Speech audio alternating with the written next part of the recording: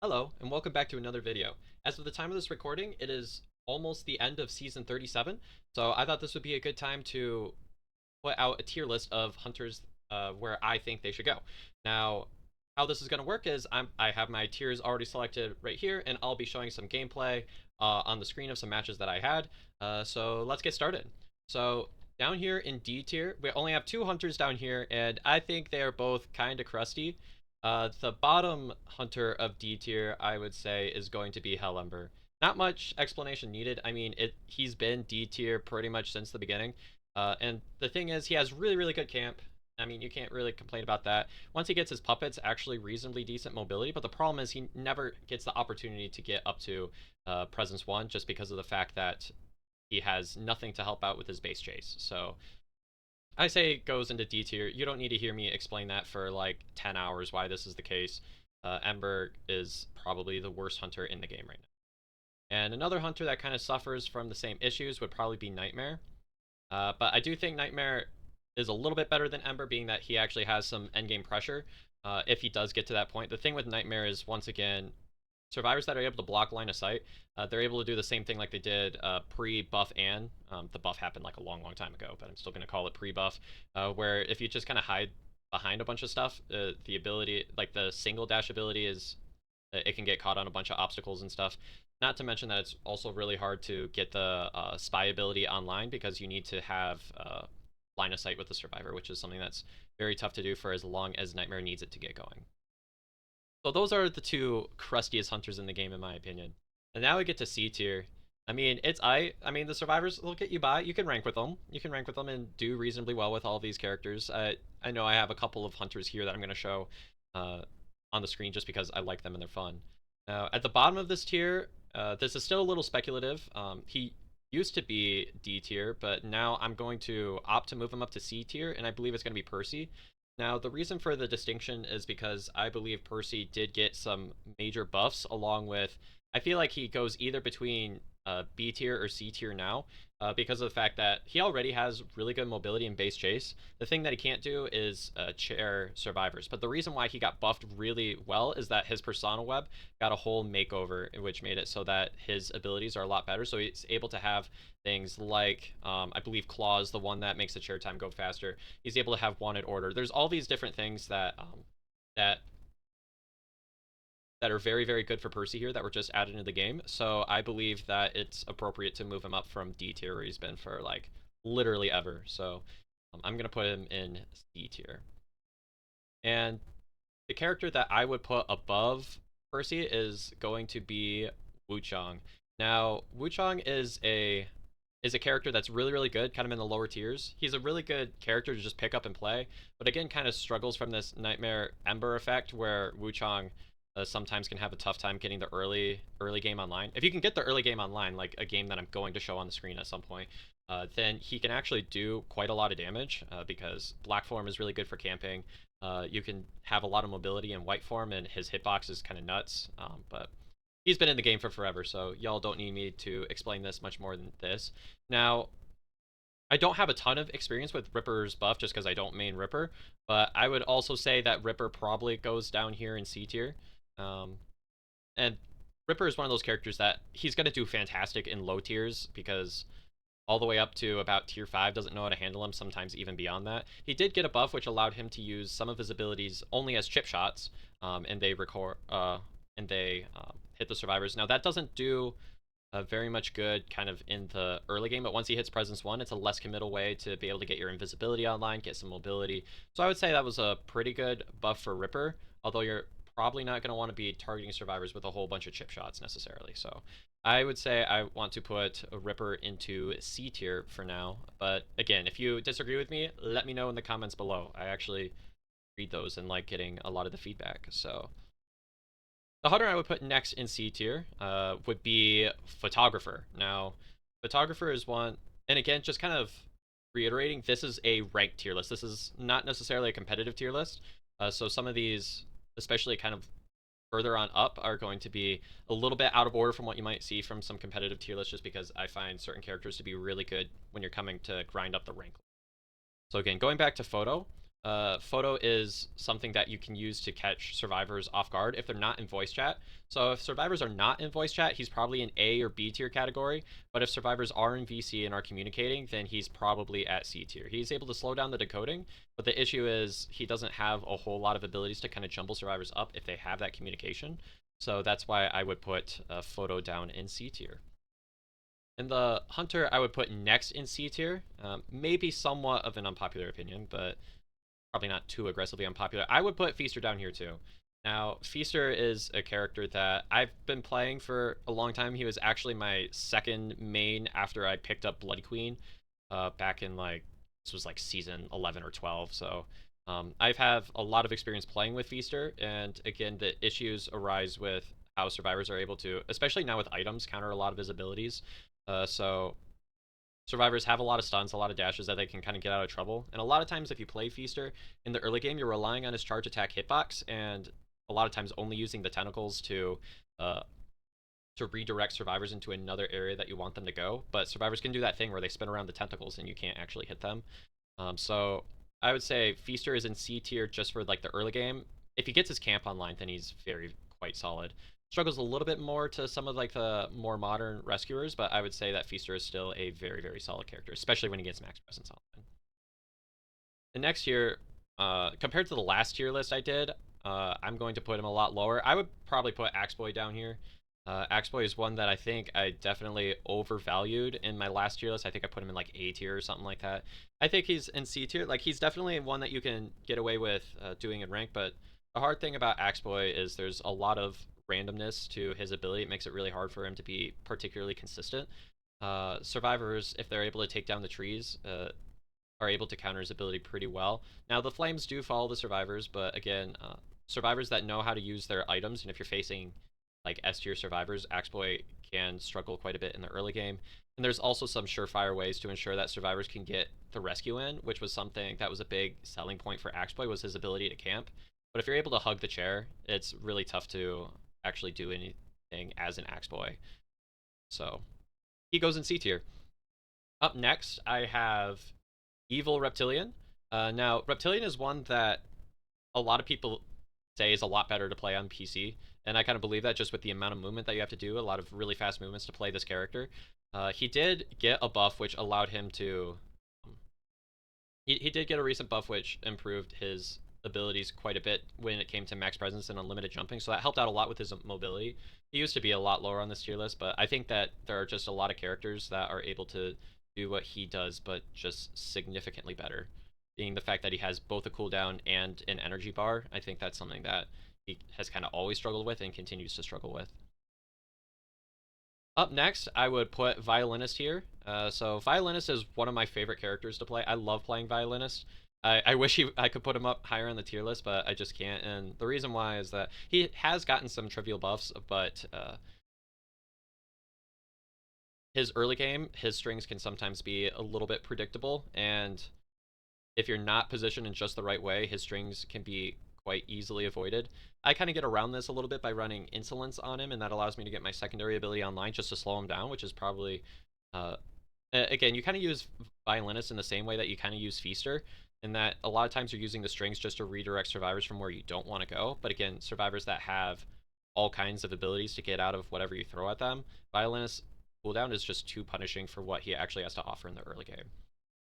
He does have really good camp, though, but in addition to this, he also just struggles with mobility, so he is also in C tier. And that's another thing that you'll notice with a lot of the C tier hunters, is that they will oftentimes struggle with mobility. Up next, I would probably put Fool's Gold here. Now, Fool's Gold is an interesting character. He does have some early game mobility, but the problem is that his early game chase, again, can sometimes be a struggle. If he can get early game chase, then he actually has a reasonable level of map pressure that he can do with his rock just to pull a survivor off of the cipher that they're working on. So that is something that's really good for Fool's Gold. But again, when it comes to the chase, good survivors are going to be able to have abilities that help them to kite away from you, away from the wall. So I would put Fool's Gold down here in C tier. Up next, I heavily overvalued this character in my last tier list. When it comes to ranked, I had a tough time figuring out whether I wanted to put him into B tier or to C tier. And the reason why Smiley Face is a very good character if you're on the right map and against the right comp. Like right map, right comp, he's very, very good. He actually does a really good job of shaking up a lot of the meta characters, which is why he's not a lot worse. But the issue is sometimes he can once again struggle with getting that early first down. Now, Smiley mains are so fun to watch. The ones that have like the crazy, crazy controls that you see. So I would say Smiley Face is a character that has lots of mobility and can actually do really well with shaking up the current meta, which is why I put him at the top of C tier. You can make an argument for B tier. This is where I'm going to put him. He's used a lot in competitive as a switch up surprise pick, and a lot of times will be able to be used if the hunter needs to go aggressively for a 4K.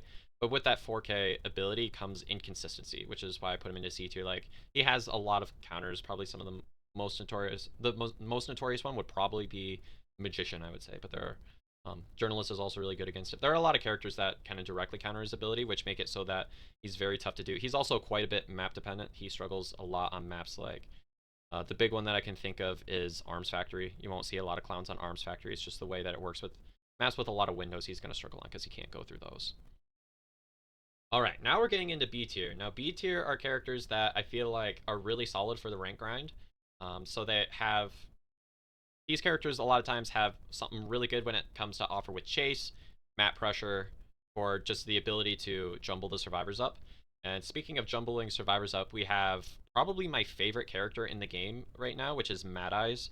Any of y'all that have been watching the channel for a while know I absolutely love playing this guy. Mad Eyes is a character that I think oftentimes get underrated, especially by players that don't know how to play him. So Mad Eyes, he is extremely map dependent, so I would say he's probably C or D tier if you're looking at maps like, I think the big one that I think of is Arms Factory is the one that he's really terrible on. But then he's like easily, when it comes to ranked in this A or S category, if you're looking at Red Church or Eversleeping. Now, I would not recommend any beginners immediately pick this guy up, but he, on the good maps that he's good on, he's like very good, like can have survivors dead to rights, traps everywhere. Also just super fun to play, so I mean, I like that too.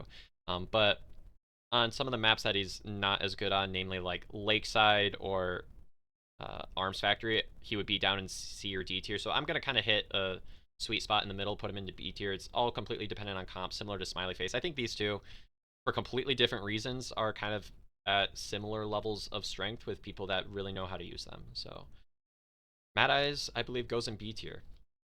Now, the next character I'm going to put in B tier, although I don't have as much experience playing them, this is just my initial assessment.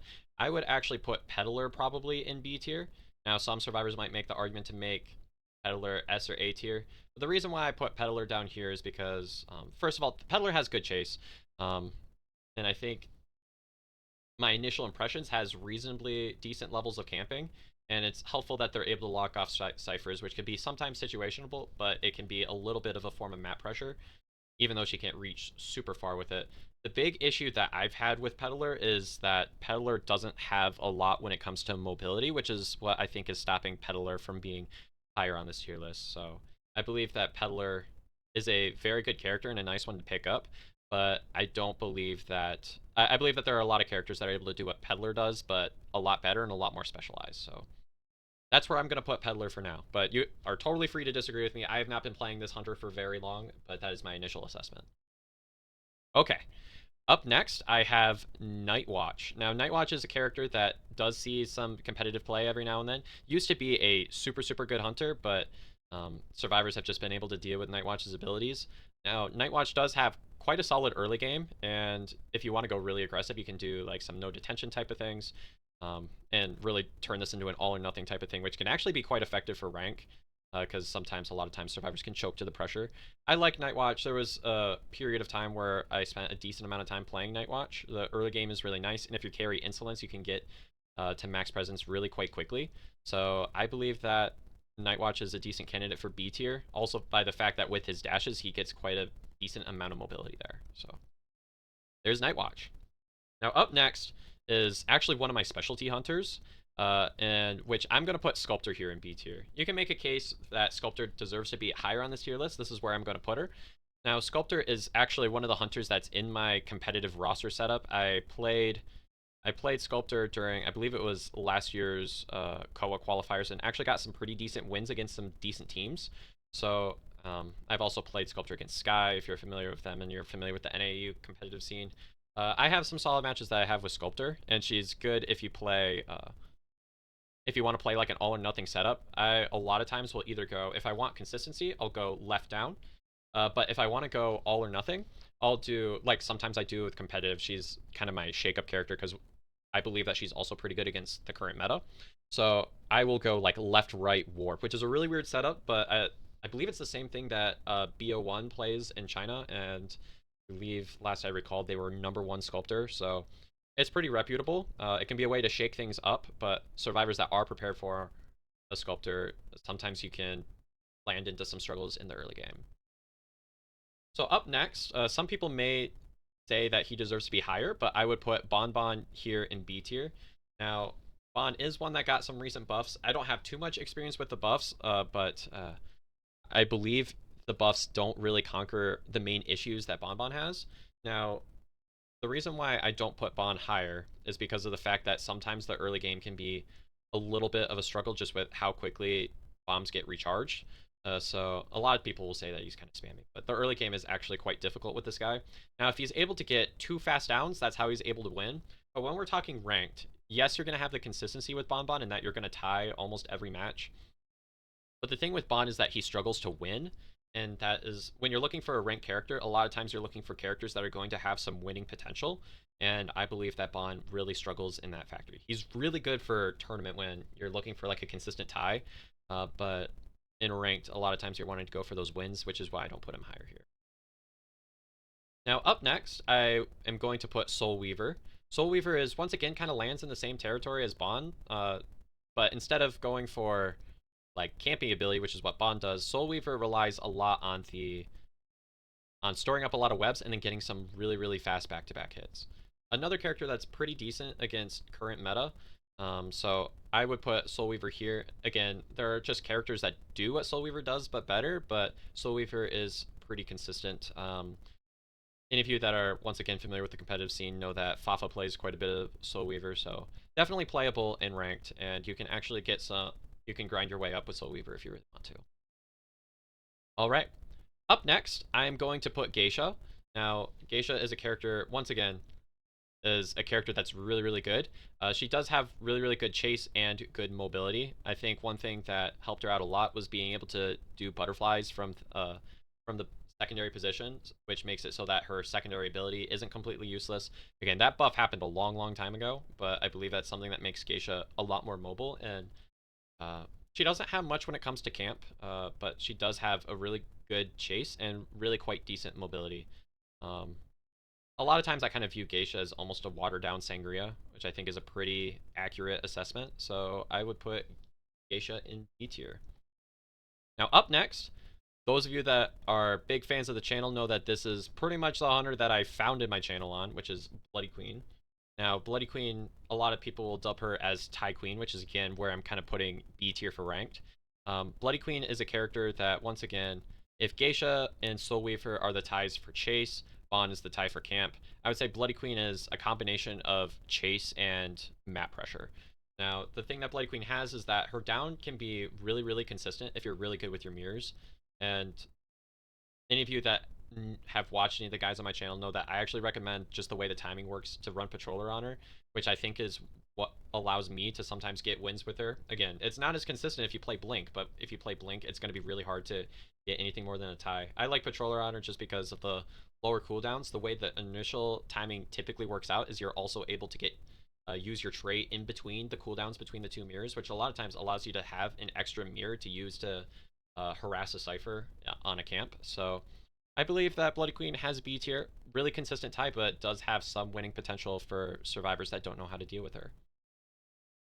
Now, right above Bloody Queen, I'm also going to put Naiad. Naiad is another, once again, very good character. You can grind all the way up with Naiad if you want, and I just want to, once again, reaffirm, just because a hunter is B tier doesn't mean that you can't use them. Like, you can grind all the way up to peak tier with any of these characters.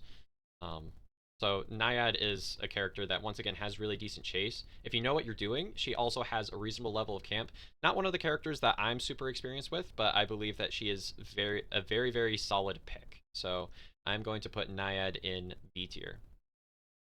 And up next, I am going to put Gamekeeper here.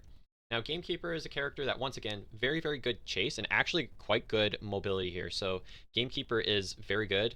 There was a brief period where Gamekeeper was meta about the time that he got his trap abilities. So he is able to, once again, he's able to shake up a lot of characters that are meta and has a lot of specific characters that he's able to target counter. So Gamekeeper is very good in ranked, but he kind of runs into some struggles against certain characters, and the max presence helps him out a lot. So once again, he's a very good character. I believe that the characters that I have remaining are just able to do what he's able to do, but better. So that is what I would say. Now up next we have A tier. Now the characteristics of survivors that are in A tier, you can see it's titled "Time to Spank Them Survs," and I think that is about accurate. So I think that these characters are very solid.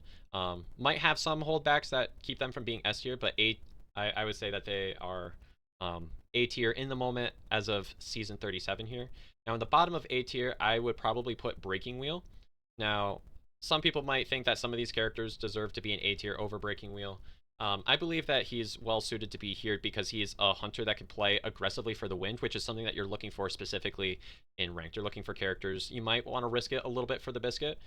So I would put Breaking Wheel up here in A tier. There are the main maps that Breaking Wheel kind of struggles with. I would say the biggest one would be Arms Factory. So if you're in Arms Factory, you might consider having another character for that. But Breaking Wheel also doesn't have a ton of like super hard counters, which makes him really flexible to a lot of setups. So I would say that he is a good one to spank them survivors. Now, up next, past Breaking Wheel, I would put Wax Artist here. Wax Artist is a character that I would say belongs in A tier. Wax Artist is a very good character. Can have some consistency depending on how you play him. But Wax Artist is a character that, especially once you get max presence online, you're able to play things really aggressively. He has some map pressure when it comes to being able to throw his blob on the ciphers, which can allow you to make some end game plays that allow you to have a little bit more flexibility around the pop, which is a really big thing for Wax Artists. You're also able to do that thing with max presence that if you get an initial freeze of the survivors, you're able to activate max presence and make that into 100 hot wax, which is something that makes Wax Artist super solid. Sprinter plays Wax Artist a lot, so he's got some competitive street cred. I believe that Wax Artist is a very quite solid character. And up next, I may be over evaluating this character a bit, but I believe a good spot to put Anne is about here. I believe that Anne is really good in kind of all facets. She's got some mobility with the dashes from the cat. She has a good early game chase.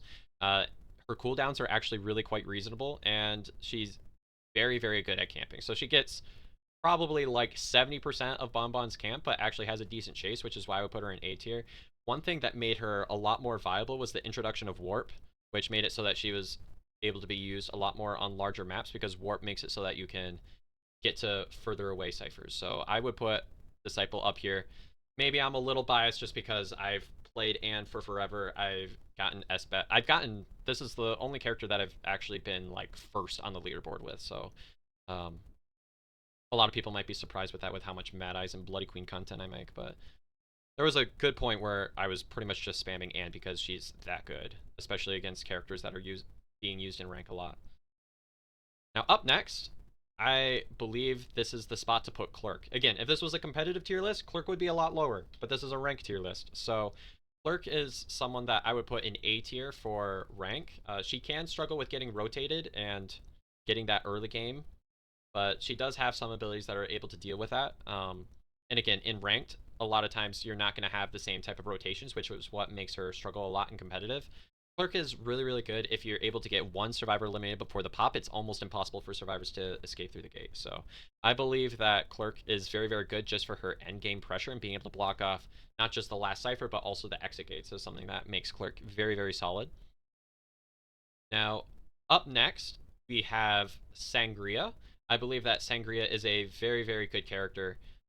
She has fallen off a little bit, just with some nerfs that she's had. But again, if you really know how to play Sangria, she's really good. I would say that there are some maps that she's a little bit harder to play on, and survivors, just for the sake that she's been in competitive for a long time, uh, some survivors have learned how to kite and use their abilities effectively against her. So I think she's an A tier just for the fact that hunters have been spamming her for forever. So survivors do have some ideas of how to play her against her. So, but again, once again, you can grind all the way up with Sangria. Super great to do. Competitive character. Like, I would put her pretty solidly in A tier. Now, up next, again, these are characters that would be significantly lower on competitive tier list, but I believe are very good for rank. Up next, I would put Hermit up here. Hermit is a character that is very good in ranked because of the fact that he's able to slow the decoding so much. He's able to, if he's able to get the early game online, Hermit is quite solid. You can run teleport or warp on him, and a lot of times you're able to take the early game, be really slow and relaxed with it, and you can get a lot of value regardless of, like, the first kite is not as helpful against a Hermit as it is for some other characters, because Hermit relies a lot on endgame pressure and spreading a lot of damage around to a lot of different bodies at once. So if he struggles in the early game, which is what sometimes happens in competitive by rotations, then Hermit can sometimes struggle. But again, in ranked, you're not going to be seeing those same types of rotations unless you happen to be in tier 6, which is the last one that you can really effectively go in 4-man VC, and you're going against a 4 VC comp. But that's not going to be every team. And he's also not super map dependent. He does have some struggles on maps such as Chinatown's kind of the big one Hermit struggles on. But in most maps and most circumstances, Hermit is a very good pick. Now, up next, this is once again probably going to be an unpopular opinion, but I've been S-badged with this character and I've grinded all the way up the leaderboard with her. I would put Dreamwitch up here. Now, Dreamwitch is a very good multitasking hunter. Can be difficult to pick up, but Dreamwitch is a character that, if you know what you're doing, especially in NAU, which is the server that I play on, a lot of times she catches survivors off guard. Survivors are not going to be able to communicate, especially in tiers 7 and 8, where survivors are not going to be able to communicate where each other's leeches are, so you're able to set up a lot of really effective traps. Dreamwitch is notorious for having a lot of trades, so you can do the typical patroller into blink type of thing. That's kind of the classical way of playing Dreamwitch. I'm personally a insolence and blink Dreamwitch now. I think that insolence and blink is something that I have a lot of success with, and you're able to get a lot of survivors down really quickly in the early game, and that allows you to open up to insolence, which is something that is quite actually solid on Dreamwitch because of the fact that you're able to get, if you're able to get a hit on a survivor by the time that insolence gets about half of that ability, that presence 1 online, you're able to get a lot more leeches on the map because of the fact that once you hit presence 1, that leech ability resets, which allows you to start that snowballing process really early if survivors are not prepared for a Dreamwitch. So I think that Dreamwitch is very good, and if you're kind of in that tiers 5 and 6 and looking for something to take you the whole way, definitely a good character to pick up. Might take you a little while, but once you really learn her, you can get a really nice win rate. So up next, this is a character that has been really good in kind of the competitive scene, and I think is really just kind of S tier for the fact that survivors haven't quite figured him out yet. And I would put Hullabaloo up kind of at the bottom of S tier. Now, the reason why I don't kind of put him higher is just because of the fact that it's ranked and not competitive. If it was competitive, this might shift around just a little bit. But Hullabaloo is able to get a lot of hits on survivors in quite a rapid amount of time if you're able to get kind of that early game down. If you're really consistent with the early game chase, which is kind of the big thing, then he pretty much, the rest of the game kind of plays out for him. But the reason why he's so high is that survivors just haven't quite figured him out yet, and the fact that they're banning him all the time just kind of speaks for itself. So Hullabaloo is S tier. Now, I would say the second best character in ranked would probably be Ivy, another character that I've been S-badged with. I love playing Ivy. She's basically an easier to play Dreamwitch is how I would describe her. Ivy is a very good character. She's able to have lots and lots of map pressure, which is pretty much the thing that makes Ivy so strong. Max Presence is able to get some really consistent late game downs. So once again, she has gotten some nerfs that have made her fall off slightly, but she's still a very solid rank. And honestly, her nerfs didn't really touch her when it comes to like rank viability. So I believe that Ivy is is S tier, and I don't think there's going to be too much competition about that. There might be competition as to whether Hulla or Ivy are better, and you can argue that in the comments, but I would say, and this is pretty unanimous, I would say that Goatman is probably the best hunter in the game right now, just because of the fact that his ability pretty much works no matter what characters he's up against, no matter what map he's on. He has some pretty broken traps that he's able to set up with certain 2-stories. He's able to get hits with no recovery. I'm looking at like Ever Sleeping Town. Goatman is a character that's been the best character in the game for quite some time now, so it'll be interesting to see how long he's able to farm that out. But if you're looking for a character to grind up, Goatman is definitely a good character to start doing that. So, but again, with these characters, these are the ones that you're going to be most prone to be seeing banned. You might see a Sangria ban, but these ones are the ones that are most likely to be banned in high tier. So I would say that this is my final tier list setup. Did I do good? Did I completely mess up? I don't know. Let me know in the comments. I'll be reading those and responding to them, and maybe we can have a civilized debate. So, um, yeah, I hope you enjoyed this video. If you did, make sure to leave a like and subscribe. That helps me out a lot, and I will see you all in the next video. Bye-bye.